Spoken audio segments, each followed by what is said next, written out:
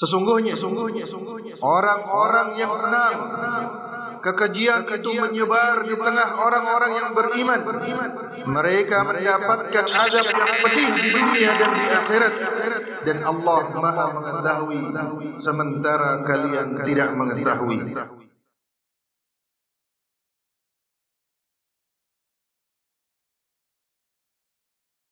Innal hamdalillah nahmaduhu wa nasta'inuhu wa nastaghfiruh wa na'udzu billahi min shururi anfusina wa sayyiati a'malina. Man yahdihillahu fala mudilla lahu wa man yudlil fala hadiya lahu. Wa ashhadu an la ilaha illallah wahdahu la syarika lahu.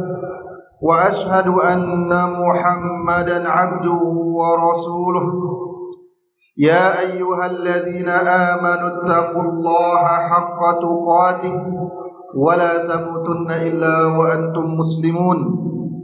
Wahai orang-orang yang beriman, bertakwalah kalian kepada Allah dengan sebenar-benar takwa, dan janganlah kalian meninggal dunia melainkan di atas Islam.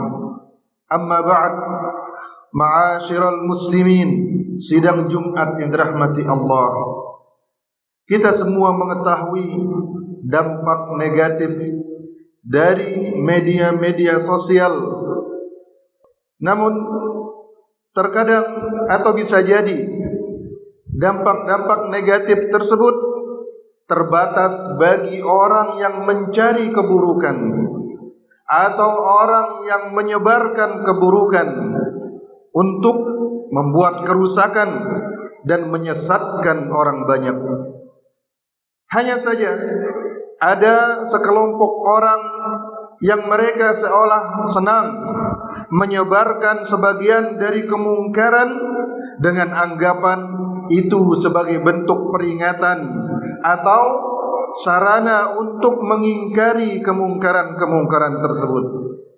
Dan di antara kemungkaran-kemungkaran yang menyebar di media sosial adalah pertama, kemungkaran-kemungkaran yang sifatnya akidah. Dan inilah kemungkaran yang paling parah, paling buruk dan paling berbahaya, seperti menyebarkan ilhad, menyebarkan penyimpangan dalam masalah akidah, seperti ateisme, kesyirikan dan lain-lainnya. Kemudian yang kedua, kemungkaran-kemungkaran yang sifatnya akhlak, yang terkadang kemungkaran akhlak tersebut dilakukan oleh satu orang atau beberapa orang yang kemudian disebarkan. Kemudian yang ketiga, konten-konten yang berupa video-video pendek yang di dalamnya terdapat provokasi untuk menentang dan melawan pemerintah, bahkan sampai ada yang mengkafirkan dan seterusnya. Kemudian yang keempat, konten-konten yang isinya itu berupa isu-isu atau perkara-perkara yang membuat takut orang banyak dan menyebarkan kekhawatiran dan ketegangan. Allah Subhanahu wa taala berfirman, innal ladzina yuhibbuna an tashi'al fahishatu fil ladzina amanu lahum 'adzabun alimun fid dunya wal akhirah wallahu ya'lamu wa antum la ta'lamun. Sesungguhnya orang-orang yang senang kekejian itu menyebar di tengah orang-orang yang beriman. Mereka mendapatkan azab yang pedih di dunia dan di akhirat. Dan Allah Maha mengetahui sementara kalian tidak mengetahui. Syekh Abdurrahman bin Nasir As-Sa'di rahimahullahu ta'ala menafsirkan ayat ini. Beliau berkata, ancaman ini bagi orang yang sekedar senang, bagi orang yang sekedar suka ketika kekejian itu menyebar. Lalu bagaimana dengan orang yang lebih parah dari itu, yaitu orang yang memunculkan kekejian tersebut dan menukilnya? Khalid ibn Ma'dan rahimahullahu ta'ala, beliau berkata, man haddatsa bima absarathu 'ainah wa sami'athu udhunah fahuwa minal ladzina yuhibbuna an tashi'al fahishatu fil ladzina amanu.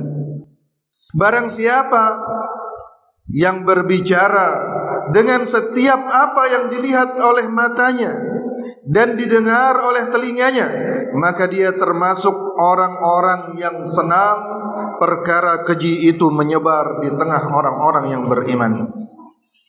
Umar bin Khattab radhiyallahu ta'ala anhu berkata, "Inna lillahi ibadan yumituna al-batil bihajrihi wa yuhyuna al-haqqa bidhikrihi." Sesungguhnya Allah Subhanahu wa ta'ala memiliki hamba-hamba yang mereka mematikan kebatilan dengan cara meninggalkannya, tidak menyebut-nyebutnya, dan mereka menghidupkan al-haq dengan menyebut-nyebutnya. Dari Hazzal ibn Yazid al-Aslami radhiyallahu ta'ala anhu, sebagaimana dalam riwayat Imam Ahmad, bahwasanya Ma'iz ibn Malik, dia berada di bawah penanggungannya. Dia berkata, ketika Ma'iz radhiyallahu ta'ala anhu melakukan zina, Hazzal berkata kepadanya, "I'ti Rasulullah sallallahu alaihi wasallam fa akhbirhu." Wahai Ma'iz, datanglah kepada Rasulullah dan mengakulah atas perbuatanmu. Ketika Rasulullah sallallahu alaihi wasallam bertemu dengan Hazzal setelah para sahabat merajam Ma'iz, beliau berkata kepada Hazzal, "Ya Hazzal, ama law kunta satartahu bi thawbika lakana khairan mimma sana'ta bihi." Wahai Hazzal, kata Rasulullah sallallahu alaihi wasallam, seandainya engkau tutupi aibnya Ma'iz, niscaya itu lebih baik daripada apa yang engkau telah lakukan padanya. Ibnu Athir rahimahullahu ta'ala berkata, menjelaskan hadis tersebut, "Innama qala dzalika hubban li ikhfa'il fadihah wa karahiyah li isya'atiha." Rasulullah sallallahu alaihi wasallam mengatakan hal tersebut karena beliau lebih suka aib itu ditutupi, dan beliau tidak suka ketika aib itu disebarkan. Orang yang menyebarkan dan orang yang mengirim atau menyebarkan konten-konten berupa video-video pendek atau gambar yang mungkar tanpa ada maslahat syar'i di baliknya, maka dosanya berlipat-lipat dibandingkan dengan orang yang melihatnya atau mendengarnya, karena dia mendapatkan dosa-dosa mereka. Sebagaimana firman Allah Subhanahu wa ta'ala, "Liyahmilu awzarahum kamilatan yawmal qiyamah wa min awzaril ladzina yudhillunahum bighairi ilm ala sa'a ma yazirun." Agar orang-orang yang jahat ini, mereka memikul dosa-dosa mereka secara sempurna dan penuh pada hari kiamat, beserta dosa-dosa orang-orang yang mereka sesatkan tanpa ilmu. Sungguh buruk dosa yang mereka perbuat. Maka kasihanilah diri anda, wahai seorang muslim, dan jalanilah jalan memperbaiki dengan cara-cara yang disyariatkan oleh Allah dan Rasulnya sallallahu alaihi wasallam. Wa sallallahu ala nabiyyina Muhammad wa ala alihi wa sahbihi wasallam.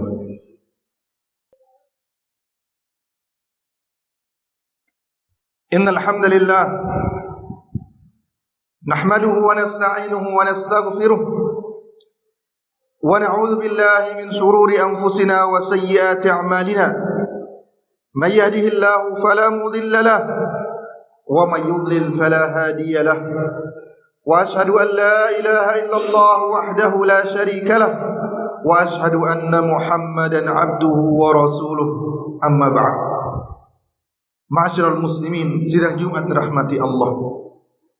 Ada beberapa fenomena dari orang-orang yang menyebarkan kemungkaran dari kalangan orang-orang yang mencintai kebaikan.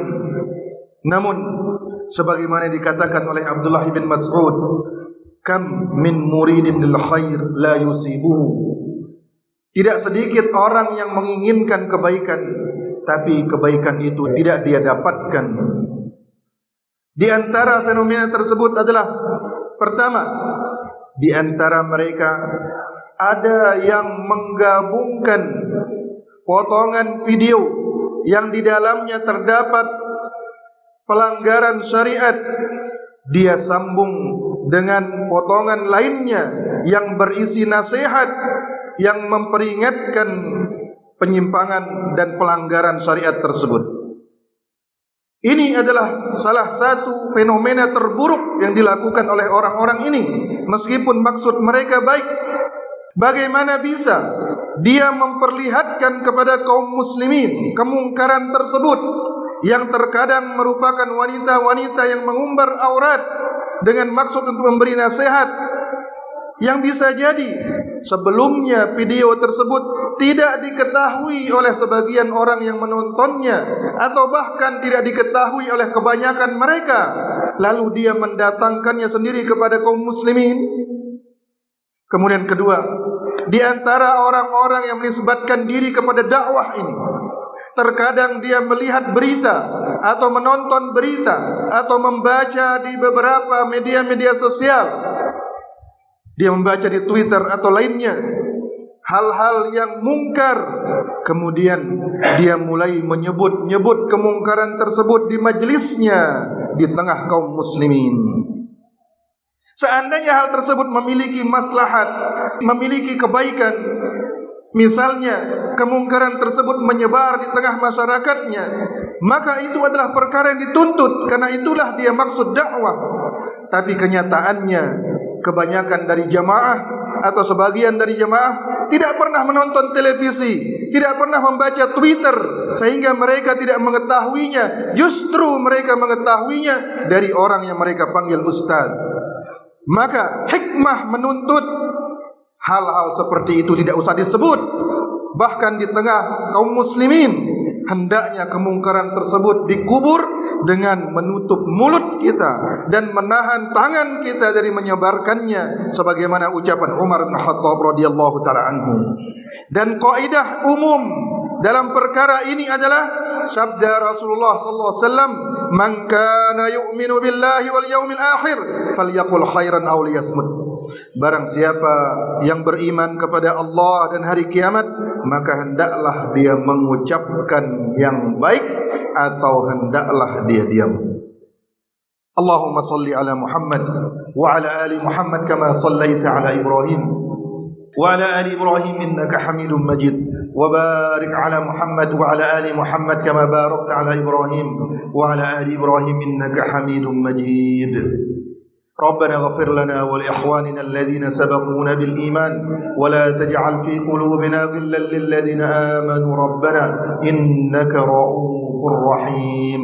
اللهم إنا نسألك الهدى والتقى والعفاف والغنى.